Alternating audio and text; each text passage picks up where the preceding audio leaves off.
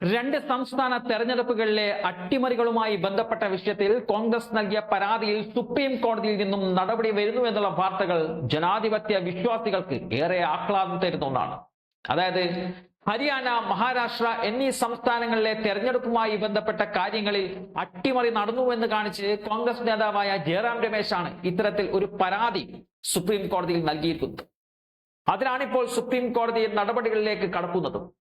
ഈ വിഷയത്തിൽ പ്രധാനമന്ത്രി നരേന്ദ്രമോദിയും മുഖ്യ തെരഞ്ഞെടുപ്പ് കമ്മീഷൻ രാജീവ് കുമാറും ഉടൻ തന്നെ സുപ്രീം കോടതിയിൽ ഹാജരാകേണ്ടി വരുന്ന ഒരു സാഹചര്യത്തിലേക്കാണ് കാര്യങ്ങൾ നീങ്ങുന്നത്.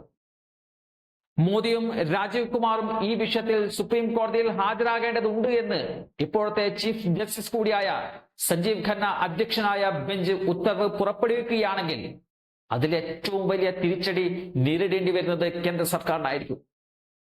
അതായത് കേന്ദ്രവും തെരഞ്ഞെടുപ്പ് കമ്മീഷനും ചില നീക്കുപോക്കുകൾ നടത്തുന്നു എന്നുള്ള കോൺഗ്രസിന്റെ ആരോപണമാണ് അവിടെ ശരിവെക്കുന്നത്. തെരഞ്ഞെടുപ്പ് ചട്ടങ്ങൾ അട്ടിമറിക്കപ്പെട്ടു എന്നുള്ള പരാതിയാണ് ജയറാം രമേശിനുള്ളത്.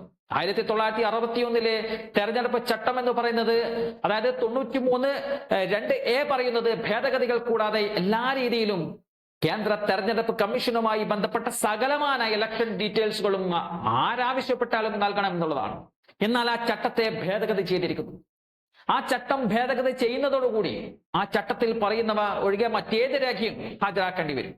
ആ ചട്ടത്തിൽ പറയുന്നതിൽ CCTV ദൃശ്യങ്ങൾ, അതുപോലെ വെബ്കാസ്റ്റുമായി ബന്ധപ്പെട്ട കാര്യങ്ങൾ, ഇതൊക്കെ ഒഴിവാക്കപ്പെടുകയാണ്. ഇവിടെയാണ് ഒരു ഡീൽ കേന്ദ്ര സർക്കാരും തെരഞ്ഞെടുപ്പ് കമ്മീഷനും തമ്മിൽ നടത്തിയിട്ടുണ്ട് എന്നുള്ള ആക്ഷേപം കോൺഗ്രസിനുള്ളത്.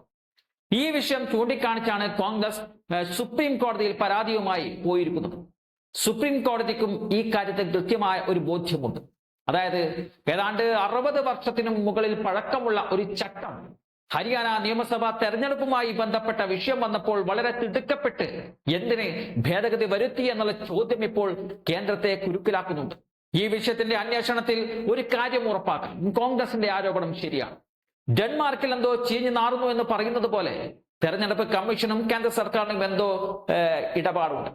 ഈ വിഷയത്തിൽ തെരഞ്ഞെടുപ്പ് കമ്മീഷൻ പറഞ്ഞത് കോൺഗ്രസിന്റെ ആരോപണം വെറും രാഷ്ട്രീയമായ ആരോപണം മാത്രമാണ് എന്നതാണ്. അതായത് തെരഞ്ഞെടുപ്പിൽ തോൽക്കുന്നവർ എല്ലായ്പ്പോഴും തെരഞ്ഞെടുപ്പ് കമ്മീഷനെ കുറിച്ച് മോശം അഭിപ്രായം പറയുമെന്നതാണ് കമ്മീഷൻ പറഞ്ഞു വെക്കുന്നത്. എന്നാൽ ഇത് വെറും ഒരു രാഷ്ട്രീയ ആരോപണം മാത്രമല്ല എന്നത് ഇവിടെ വ്യക്തമാവുകയാണ്. രാജീവ് കുമാർ പറഞ്ഞ കാര്യങ്ങൾ ശരിയല്ല എന്നുള്ള തരത്തിലേക്കാണ് കാര്യങ്ങൾ ഇപ്പോൾ നീങ്ങുന്നത്.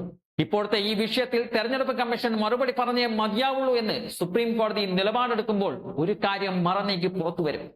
ഇത്തരം ചട്ടങ്ങളിൽ ഭേദഗതി വരുത്താൻ കേന്ദ്ര സർക്കാരിനൊപ്പം തെരഞ്ഞെടുപ്പ് കമ്മീഷൻ എന്തിനു വേണ്ടി നിന്നു എന്നുള്ളത്.